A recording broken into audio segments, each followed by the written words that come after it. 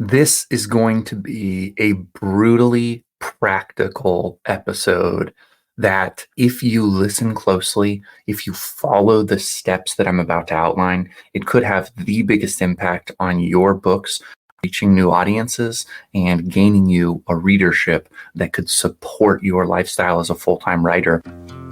Becoming a household name is my longest and dearest dream. And though I haven't always known exactly how I wanted to make my mark on the world, I have always had grand dreams, from being an astronaut to running for president of the United States of America. So when I found my passion to write the next great American novel, I began chasing that dream with my inborn zeal. Over the years, people have told me I'll burn out working too much, give up when I realize it's a game for the lucky, or quit when I see the 1,000th rejection. But somehow, I'm still going. And it dawned on me, whether you're a current or future reader of mine, or whether you're something entirely else, I owe it to you and to me to document this journey. I'm not a guru or an expert, but a simple enthusiast. If you have a passion for becoming a household name, or you've just always wanted to know what makes us dreamers tick, this podcast is for you. Thanks for listening. If you're not a full-time writer, this is still something great that you can follow, but it may end up being more work than you want to put forward. So you can continue writing your books and doing what you're doing and hoping to catch fire because you've got other things going. But for those people who are desperate to stake their claim and be full-time authors, this right here is a huge step forward, and it's going to take a lot of work. So today we're going to set aside all of our preconceived notions about the art of writing.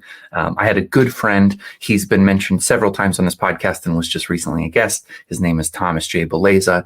He made a comment on YouTube like a bad person. I haven't even responded to him yet, but I have spent my time thinking about it. He mentioned from last episode that I had talked about Ernest Hemingway and his status as a household name. And there's something interesting because Ernest Hemingway had a love-hate relationship, like so many artists, with his own fame. He felt like being beholden to society somehow cheapened his art. I think that time has proved him wrong. He was able to juggle mass celebrity and still produce stunning works of art. And so while I know how it might feel to do what we're going to do, to separate the art from the business, your feelings can lie to you. And the sooner you get comfortable with that, the better off you'll be. So I have spent most of my life closer to Ernest Hemingway, where my base assumption was that my art was separate from the business. And I did a lot of things that went into the creating of the art that were based on protecting it from the business side. So I would not think, how am I going to sell this book? Who's going to read it? What's going to be interesting about it? I just wanted to dive as deep inside of myself, my lived experience, all of the things that I'd seen, the questions I had about the world outside of me, and tried to create works of art that grappled with big questions. That's what I did when I wrote The 9 Lives of Marva de Longhai. I had a friend, some of you may know this story, and so I'll try to keep it short. His name was Justin. We were in college together. At the time, I was a flaming Jesus freak. Like, I loved God so much. It was all I could think about. I was always sharpening my theology, and I was in class learning how to write. And my friend Justin, he said to me one time, have you ever thought about writing a character who holds the exact opposite values of you and lives from the opposite perspective? Have you ever thought about doing that as a way to, the term we use now is steelman your own experience? And I didn't do it at the time, but it planted something in me. And I thought, someday I want to do that. I went along and I got my Master's of Fine Arts in creative writing, and I was worried about the art all the time, and I was writing books, and I was dealing with people like David Foster Wallace and Roberto Bolaño and Dennis Johnson, all authors that I adore still, Marilynne Robinson, another one, literary writers who are as far from the celebrity eye as can be. Of them, probably David Foster Wallace has achieved the most notoriety, though questionably Marilynne Robinson's done fairly well for herself because she was an advisor to President Barack Obama on matters of spirituality, I think. I do know that she was directly connected to Barack Obama, and he cited her novels as being very important in his life. But David Foster Wallace was on all kinds of TV shows. He was widely regarded to be one of the greatest authors of his time. He unfortunately committed suicide in 2008. But mostly, these authors never entered the zeitgeist quite like a Stephen King or a Dean Koontz, a Stephanie Meyer, a J.K. Rowling. And we looked at them from the art side of the world, the Stephen Kings, and thought like they were hacks writing purple prose and selling themselves to the highest bidder. One, if you listen to any of those authors for any period of time, you'll realize that's not what's going on. Two, well, that's just not what's going on. I was going to do a list, and I was like, I don't have a list. I can't number things. But we were very misinformed about what they were up to. Stephen King cares deeply about politics, maybe so much so that all of his books right now are political manifestos. And guys like Dean Koontz, not just writing things to scare you, but writing things to encourage you that through the other side of fear is something worth living for. Putting your safety at risk for something you believe in is worth living for. There are themes in all of these writers, and maybe they don't focus as much on poetic prose, but they definitely care about writing great stories. And I would argue that Stephen King will still say, in fact, you can go and dig up clips of him talking about this, that he doesn't think about his reader so much. He thinks about an ideal reader. You can go and look at some of the most popular writers and realize they're not doing stuff so much differently. However, on the back end, they're capitalizing on what they're doing to reach larger audiences. And they are writing accessibly to the majority or a large portion, a large swath of people out there. And there's no reason that we can't take cues from that. Is your message any less valuable if you reflect society around you in telling the story? I would say not. In fact, I think that if you look at Ernest Hemingway, he was doing it even though he didn't know he was, because he was writing about the Great War. He was writing about the malaise of the culture around him. He was capturing it so well. He was speaking to the people around him at the exact moment that they needed to hear the message he had. And so while his art was timely and he was conflicted about it, he wasn't doing anything different than what the Stephen Kings and the J.K. Rowlings are doing. There's a long discussion we could go into about the quality of storytelling if we wanted. MFAs have popped up everywhere. I want to keep this short. MFAs have popped up everywhere.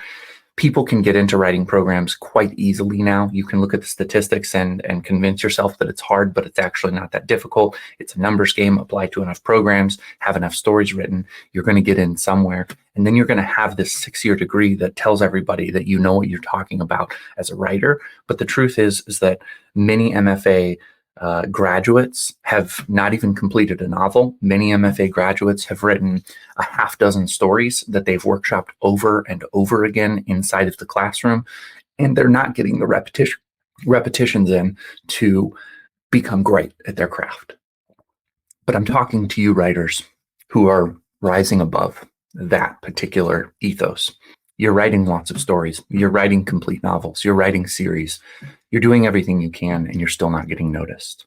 This is what you can do to help yourself along, to reach further, to bring a little bit of money into your system, to have the opportunity to advertise, to have the opportunity to travel, to have the opportunity to do bookstore readings, to have the opportunity to pitch podcasts, to pay people to promote your book. And that's why we need to start thinking of this like a business. So you might not like what's coming, but if you think about it like a business, you might find that your books can take off and you can create a career for yourself. This is a grassroots approach to the process. The first thing that I want to talk to you about is, have you ever thought about approaching a local business to ask them to sponsor your book? My guess is you haven't. This is a fairly new idea to me. I've had it kicking around in my brain for a while. It'll come up and I'll think, oh, that would be really difficult. And I don't do anything. Years ago, I ran a Kickstarter for a little volume that I wrote called The 7-Figure Marketing Mindset for Novelists. I would do anything to retitle that book because I unknowingly did not even have a 7-figure marketing mindset to becoming a novelist. But I was really interested in ways to make money. And the interesting point about the book is not the book itself. itself maybe could help people who are early in their journey of trying to figure out how to sell books. Great. I would love for you to read it. Someday I plan to update it, maybe even make the title a subtitle and retitle the major title. I don't know, but one day I may go back to it as I know more. Right now, the important piece is that I learned something valuable in trying to get that book off the ground. I did a Kickstarter for it. And like the idiot that I am, instead of just trying to reach out to everybody I knew on my list and get people to buy single copies of the book to sell a certain number, I thought it would be a great idea if we taught in schools the principles of business as it relates to writing, about how to get published, about how to exist in this world. And so I went to a lot of companies around my town.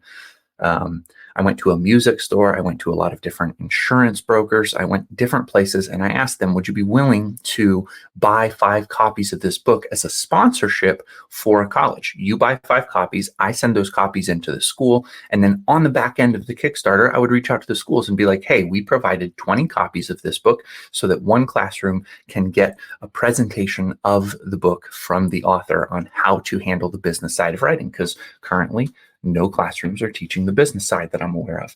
It was a good idea. The best piece of the idea, however, was going to businesses and talking about sponsorships, because while you'll get rejected from about 15 out of every 16 businesses, according to my percentages, you're going to find 1 in every 16 that's willing to sponsor your book at some level. And if you change your pitch and you say, hey, I need quality professional style editing for my book. It's expensive. I have this manuscript. I need an editor. Would you be willing to sponsor editing for this book? And if you do that, maybe 1 in 16 will say, yeah, I'll kick in $50. And that's not a ton, but if you are strapped for money, maybe that'll help. And you might find businesses that'll kick in a lot more. When you're able to get in the door with a large business and you offer them the right package, you might find that thousands of dollars are available for the right pitch. So that's what I want to ask you about. If you've ever thought about going and asking for sponsorships, what can you offer to make that enticing to them? Could you profit share? Could you seek out loans? Could you give them promotion? I'm going to be working on some of these things. Right now, I travel extensively to Comic-Cons around the country. So if I can find businesses that do national retail, national sales, any kind of national outreach, can I get a sponsorship from that business in exchange for printing a table runner with their logo on it? Can I have a backdrop behind me with their logo on it? Can I print in my book on the front pages, this book was sponsored by? Can I talk about those businesses? Something that I've been doing that has really got me thinking about this, and feel free to steal it if you want. I write my books in the real world. The 9 Lives of Marva DeLonghi takes place in modern day Omaha.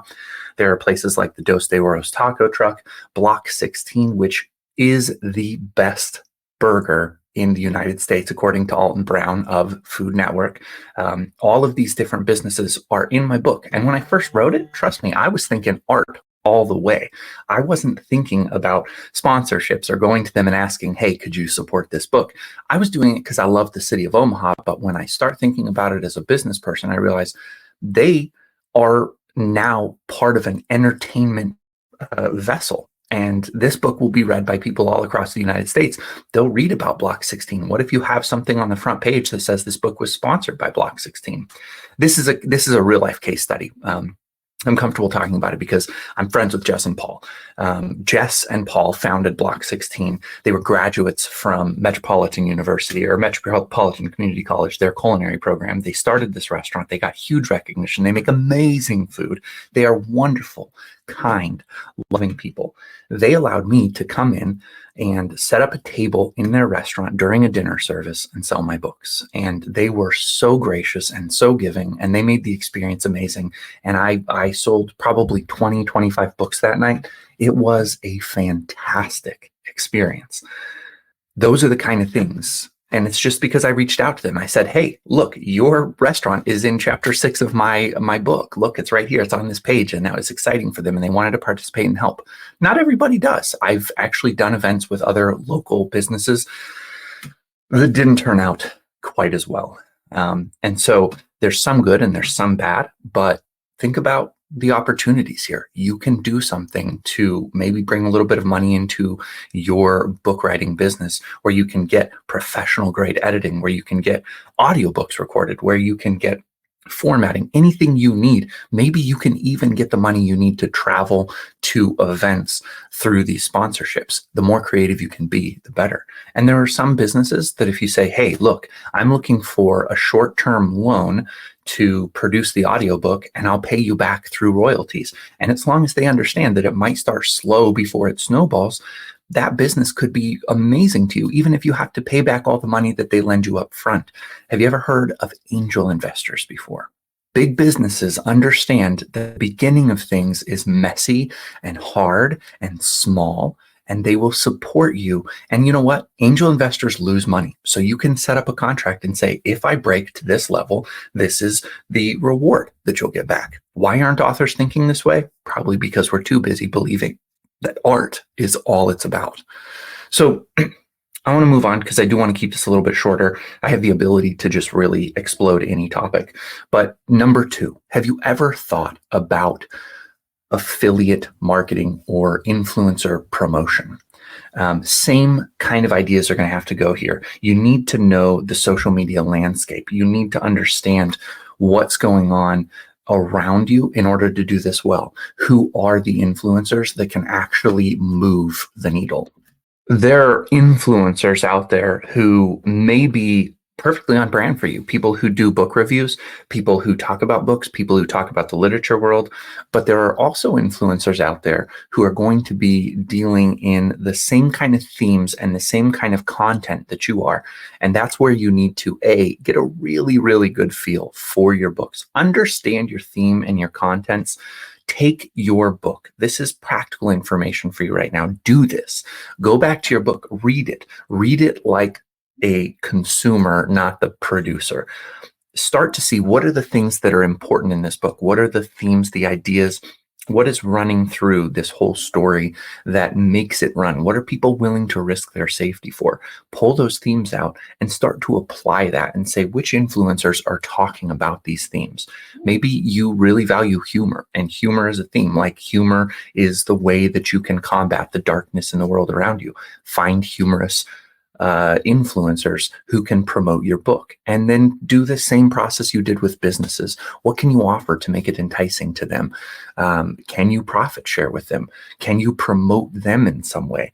In the beginning stages, it's going to be hard to offer promotion as something that's going to be enticing, especially when you're talking about influencers, because they're the ones with the audience and the attention. You are not. You don't have that to offer, but you absolutely can build that into a contract and say, hey, look, right now I know that I don't have a lot of reach, but one day these books are going to be selling to tens of thousands, hundreds of thousands, millions of people, whatever your goal is. And at that point, I will be able to promote you. And what can you do to build that into something to make it enticing for them? That is where you really start to make strides, is when you can take what you have to offer and build it into a package for influencers and for businesses in the way that you're able to help each other. And that may be financial, it may be attention, it may be reach. Realize that an influencer who is doing well can make tens of thousands of dollars off of a video, hundreds of thousands of dollars off a video. When you talk about somebody like Mr. Beast, he's making millions of dollars off of every video. How can you branch out? And I do apologize. The dog is just barking a storm up right now. I can't help it. So my dog is going to be the accidental influencer of this podcast someday. So these are the ideas that you need to start thinking about. You need to go back to your book. You need to set aside the idea that you are an artist only, and you need to think about the business element of your book. If you want to create in a dark hole and 100% commit yourself to the art, do so. When you're done, go back and start to dissect it. Find your themes. Find the things that make your book relatable to the people around you. Start to build it into your pitch. Start to build it into your presentation, craft emails talking about those things. Get really good at teasing out the elements of your book that are relatable to the world around you right now. This applies whether you write literary fiction like Marilynne Robinson, sci-fi like Philip K. Dick, fantasy like J.R.R. Tolkien. This applies no matter where you are in the spectrum. You are talking about themes that are relatable to us right now today.